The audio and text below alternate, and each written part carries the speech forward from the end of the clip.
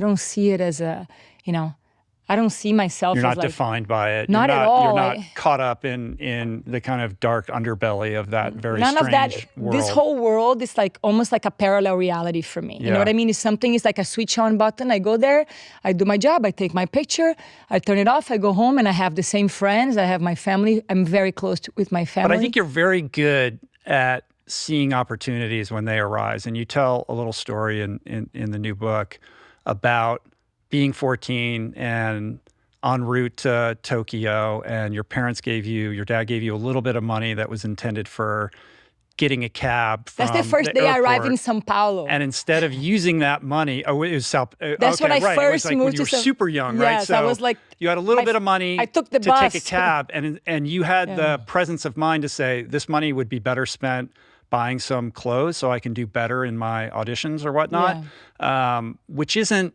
like, that's not normal. Like, that's somebody who's thinking ahead, who's planning long term, who's understanding that they have an opportunity in front of them and trying to figure out how to make the most out of it with limited resources. And I think that speaks to or says a lot about your sensibility or your perspective as a business person. Yeah, I mean, it's so interesting to see it that way. I mean, for me at that moment in time, I just felt like I did something else than that. That was one of the things. And now that you're saying that, I actually did that throughout, because I bought my first apartment when I was 19 years old.